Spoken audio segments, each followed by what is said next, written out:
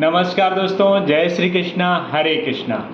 आइए भगवद गीता के अध्ययन में आगे बढ़ते हैं। हम लोग अध्याय 2 पे चर्चा कर रहे थे। अध्याय 2 के 36 श्लोक तक हमने चर्चा कर लिया था। आज हम पढ़ेंगे 37वां और 38वां श्लोक। भगवान श्री कृष्ण अर्जुन को दिव्य ज्ञान भगवद गीता का दे रहे हैं और इस ज्ञान को हम लोग समझने का प्रयास करते हैं और अपनी लाइफ में इसको अपने जीवन में कैसे इम्प्लीमेंट करें कि हमारा भी जीवन एक सक्सेसफुल लाइफ हो और एक सुखमय जीवन हम लोग व्यतीत कर पाएँ। इसके लिए भगवद गीता का ज्ञान हम अपनी लाइफ में कैसे इम्प्लीमेंट करेंगे, हम इसको भी देखेंगे।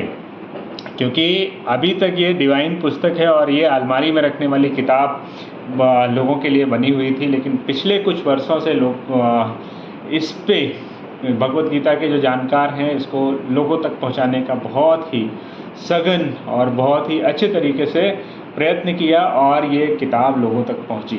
लेकिन फिर भी जो एक्सप्लेनेशन है लोगों की वो इतनी व्यवहारिक नहीं होती, इसलिए लोग इसको समझ नहीं पाते। तो मैं प्रयास कर रहा हूँ कि एक व्यवहारिक एक्सप्लेनेशन हर भगवद गीता को दूँ जो आपके लाइफ से जुड़ी एग्जाम्पल के साथ समझाने की कोशिश करूँ, सो दैट कि आप इसको समझ पाएँ और अपने जीवन में इसको उपयोग कर पाएँ और अपना लाइफ को सक्सेस बना पाएँ। तो आइए पढ़ते हैं भगवान श्री कृष्ण क्या बोलते हैं अध्याय 2 के 37वें श्लोक में अर्जुन को। हतो वा प्राप्स्यसि स्वर्गम जित्वा वा भोक्ष्यसे महीम तस्मात् उत्तिष्ठ कौन्तेय युद्धाय कृत निश्चया। भगवान श्री कृष्ण बोलते हैं, हे कुंती पुत्र, तुम यदि युद्ध में मारे जाओगे तो स्वर्ग को प्राप्त करोगे और यदि तुम युद्ध जीतोगे तो पृथ्वी का साम्राज्य भोगोगे, अतः दृढ़ संकल्प होकर युद्ध करो। यहाँ पे भगवान श्री कृष्ण अर्जुन के पक्ष में थे, अर्जुन के सारथी थे, अर्जुन का युद्ध जीतना निश्चित था। फिर भी भगवान श्री कृष्ण अर्जुन को क्या बोल रहे हैं, यदि तुम जीते जाओगे, अगर युद्ध में तुम जीतते हो तो पूरा पृथ्वी का राज भोगोगे और अगर युद्ध में तुम्हारी मृत्यु हो जाती है, वीरगति को प्राप्त करते हो, तो स्वर्ग के द्वार आपके लिए खुल जाएंगे। भगवान श्री कृष्ण ये बताना चाहते हैं कि अगर आप अपने कर्तव्य का पालन करते हुए अपनी जान को गंवा भी देते हो तो वो जान जो आप जाती है तो वो व्यर्थ नहीं होती है। अगर आप डर डर के जीते हो, इससे अच्छा है कि आप वीरता के साथ अपने कर्तव्य पथ पर आगे बढ़ो और अपने जीवन का अच्छे से निर्वाह करो। और अगर ऐसा करते हुए आपकी मृत्यु भी होती है तो आपको टेंशन लेने की ज़रूरत नहीं है। जो भगवान हिंदू धर्म में जो कॉन्सेप्ट है कि ना यमलोको ना परलोको, ना इस लोक में ना परलोक में, तो 2 लोकों का या 3 लोगों का जो वर्णन है कि मृत्यु के बाद कहाँ जाता है, आत्मा के साथ क्या होता है, तो अगर आप अपने कर्तव्य को ईमानदारी के साथ कर रहे हैं तो फिर आपके मरने के बाद में भी आपकी यश और कीर्ति हमेशा इस संसार में व्याप्त रहेगी और साथ में आपकी आत्मा जो है शांति मिलेगी और स्वर्ग में वास करेगी। ऐसा भगवान श्री कृष्ण अर्जुन को बता रहे हैं कि अपने कर्तव्य का पालन करते हुए आपको युद्ध करना चाहिए। अगर आप युद्ध नहीं करते हो तो एक तो आपको कायर लोग बोलेंगे और उसके दुष्परिणाम ये होंगे कि आपने जो अपनी अभी तक अपनी जो कीर्ति बनाई हुई है, एक योद्धा के रूप में जो अपना आपने इमेज बनाई हुई है, उस इमेज पे डेंट लगेगा और आपको लोग कायर बोलेंगे और समाज जो है आपको अनेक निम्न शब्दों से या निम्न कोटि के शब्दों से आपको संबोधित करेंगे। आगे के श्लोक में भगवान श्री कृष्ण क्या बोलते हैं, ये बहुत ही इंपॉर्टेंट श्लोक है। सुख दुखे समे कृत्वा लाभा लाभो जया जयो ततो युद्धाय युजुस्व नैवम पापम अवश्यम। भगवान श्री कृष्ण बोल रहे हैं कि तुम सुख दुख हानि लाभ जय विजय का विचार छोड़कर केवल युद्ध के लिए युद्ध करो और ऐसा करने से तुम्हें पाप नहीं लगेगा। यहाँ पे भगवान श्री कृष्ण बोल रहे हैं कि आपको युद्ध के परिणाम के बारे में चिंतित होने की ज़रूरत नहीं है और उसके बारे में सोचने की बहुत ज़्यादा ज़रूरत नहीं है।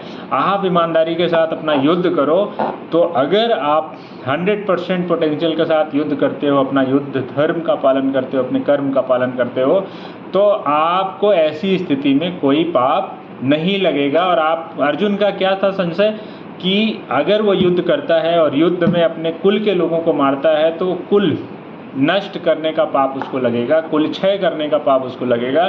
भगवान श्री कृष्ण उसकी शंका को दूर करते हुए ये बोलते हैं कि अगर आप युद्ध करते हो, जय पराजय हानि लाभ की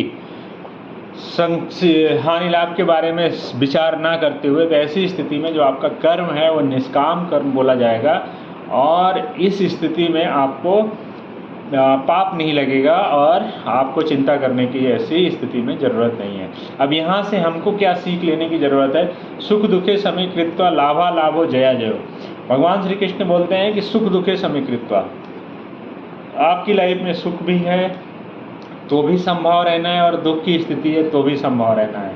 दोनों स्थिति में अगर आप संभाव रहते हैं, समान भाव से, अविचल भाव से रहते हैं और लाभ और हानि की चिंता नहीं करते हैं, जय पराजय की चिंता नहीं करते हैं और ईमानदारी के साथ काम करते हैं, तो आपकी सफलता निश्चित है। ऐसा भगवान श्री कृष्ण का कहने का आशय है। तो हम लोगों को इससे सीख ये लेनी है कि हम कोई भी काम अगर हमने ठान लिया है, मान लीजिए आप स्टूडेंट हैं और पढ़ाई करना आपका धर्म है, तो जब आप अपने कर्तव्य पथ, पढ़ाई के कर्तव्य पथ पे चल रहे हैं, तो उस स्थिति में आपको बहुत सारी परेशानियां आएंगी और कभी कभी ऐसी स्थिति आएगी आपकी तबीयत भी खराब हो सकती, तबीयत खराब है मान लीजिए, तो और दूसरी भी प्रॉब्लम्स आपकी लाइफ में आ रही हैं, तो उन सारी प्रॉब्लम्स को इनकाउंटर करते हुए, उनसे विचलित ना होते हुए, और या बहुत सारे कुछ अचीवमेंट्स भी आते हैं जो हमारे लिए डिस्ट्रक्शन का कारण बनते हैं और अपने लक्ष्य से हम लोग भटक जाते हैं, तो भगवान श्री कृष्ण यही बोल रहे हैं कि सुख दुखे समीकृत्वा लाभा लाभो जया जयो ततो युद्धाय उत्सवा नैवं पापम अवश्यम। तो अगर आप सुख दुख में समान भाव रखते हुए, हानि और लाभ, जय पराजय की चिंता ना करते हुए अगर आप युद्ध करते हैं, तो ऐसी स्थिति में अगर आप युद्ध करते हैं या अपने कर्तव्य पथ का पालन करते हैं, तो ऐसी स्थिति में आपका अपयश नहीं फैलेगा, आपको पाप नहीं लगेगा, बशर्ते आप अपने जीवन में सफल हो जाएंगे। तो हमको यही लर्निंग है कि हमारे लाइफ में अगर टर्बुलेंस आ रहे हैं या टेम्परेरी प्रॉब्लम्स आ रही हैं या चैलेंजेस आ रहे हैं, तो उस स्थिति में हमें अपने कर्म को करना नहीं छोड़ना है। जो हमारा कर्म है, जो प्रिस्क्राइब ड्यूटी है, उसको कंटिन्यूअसली करते रहना है, जिससे कि हम अपने लक्ष्य को आराम से प्राप्त कर पाएँ। धन्यवाद। उम्मीद करता हूँ कि आप लोगों को ये वीडियो पसंद आया होगा और आप इससे हमारे साथ जुड़े रहिए और भगवद गीता को एक एक श्लोक पे हम चर्चा करेंगे और आप अपना भी फीडबैक दे सकते हैं। अगर आपके पास इस श्लोक का बेहतर एक्सप्लेनेशन है तो आप मुझे बता सकते हैं और उससे मुझे भी अपनी लर्निंग्स को इम्प्रूव करने का अवसर मिलेगा। धन्यवाद।